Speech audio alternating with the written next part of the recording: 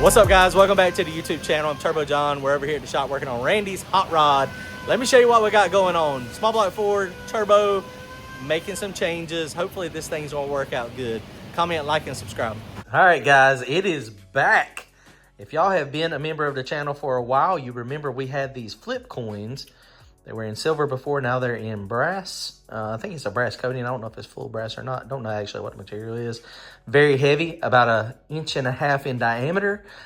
Challenge coins. It's freaking awesome. So instead of calling heads or tails, it's nitrous or turbo. And so if you want to flip it, if you like flipping coins for cash, people do that at starting lines all the time. Turbo nitrous, turbo nitrous.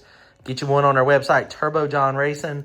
We've only got about 90 of them, so get you one now. Head on over right now. Appreciate it, guys. All right, guys, so check it out. If you saw the last video, we had turbo failure. We've not sent that one off to get it fixed yet. Compressor cover come loose. That's going back to Jose to get fixed, and we got this Harts Turbocharger on here. This thing is wild. It is a lot bigger than the other one. Uncle Mike and Brian have been hard at it working. They've got this thing so that the downpipe, look at that, 5.5 down to a 5, all welded up. And it is over here, went ahead and went stainless steel so that this is going to be easy to do. The aluminum flange, we're having a hard time finding it. So this is, and that's going to work out good. It looks good.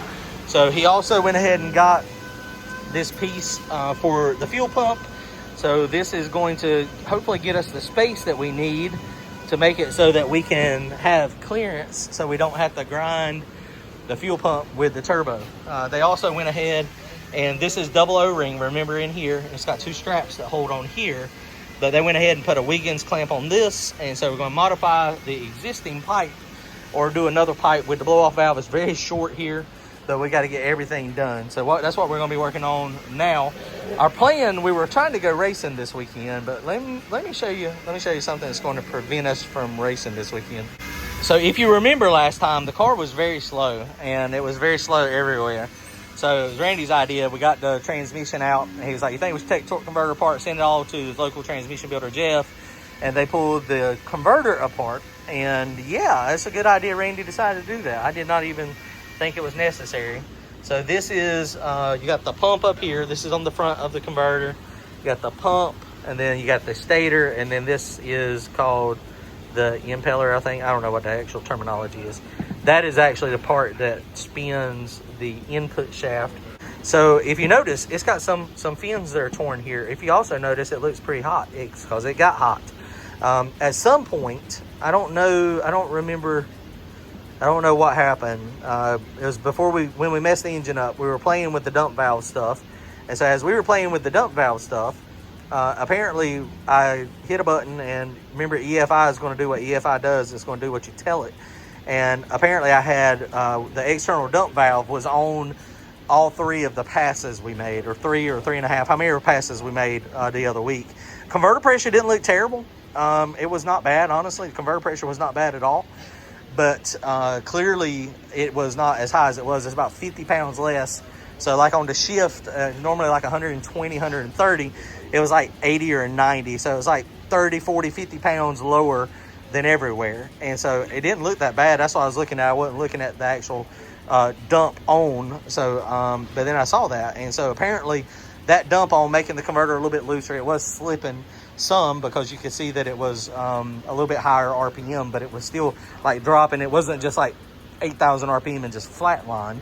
So yeah, so converter has got to go back. We're going to send it back to Mark Mickey, or possibly get a Circle D maybe as well. Notice that if y'all seen my videos with the Circle D, the stators are all they're just a little bit different. I mean, like mine in the Circle D, like this is a 1630 something. My Circle D has got like 11 or 12 in the real big windows, so it's a lot different. And of course, that's how the fluid gets through that to lock it up to make it go. So yeah, so torque converter, since transmission was fine. Randy's over there under the weather. He's not feeling good, so he's gonna be quiet tonight. He's gonna try not to get me sick. So hopefully he's got some type of virus. It's gonna be quiet out here tonight though, but we're gonna get this thing together. So we're not gonna be testing it this weekend. Looks like it's gonna rain though. We're racing at Galot Saturday. But it looks like it's going to rain Saturday anyway. But then they got testing at Piedmont on Sunday, which is what we were trying to do. Randy Haywood, Carolina Performance, he is coming over at some point as well. And he is going to be doing this, hooking this thing up to, that's the shaft speed sensor. And he'll get all that done in the Holly so that we can monitor shaft speed and see what we need to do.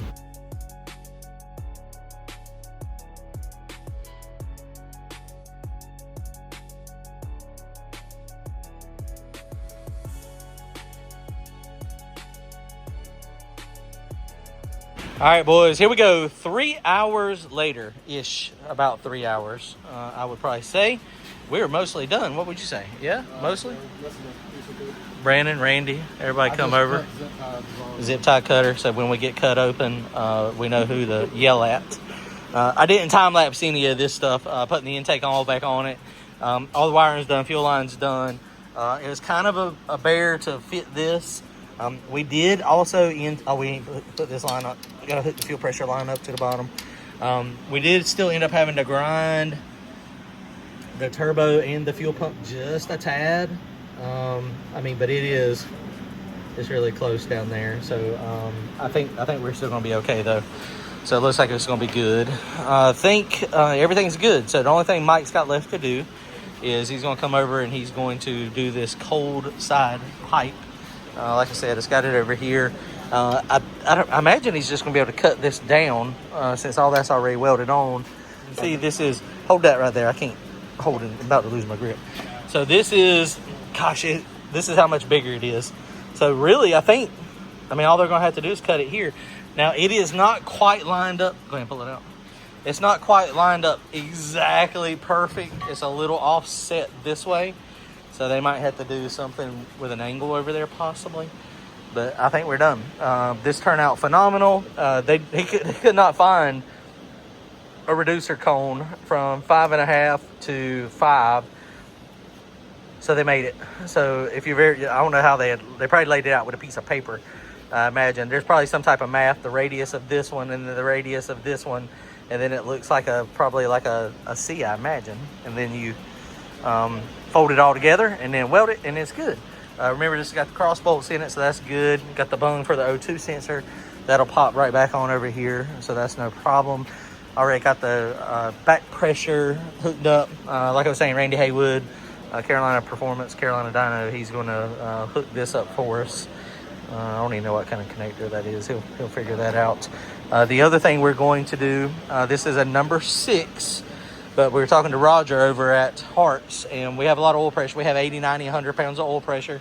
So we did buy a oil pressure regulator. So this is from TurboSmart, and this is just like your basic one. This is not one that does anything crazy, and it just regulates it in and out. So it is going to go right here on this, so we get filtered oil. And so it actually has a little filter in it too, a screen. But so that's going to be good there. So front of the motor is fine. Everything's good. Engine is good. Everything we can tell. So only our hold up now is the torque converter. So hopefully we'll have the torque converter week after next, and then we can go do some testing. And we also don't know what happened. This line, this is the CO2 line.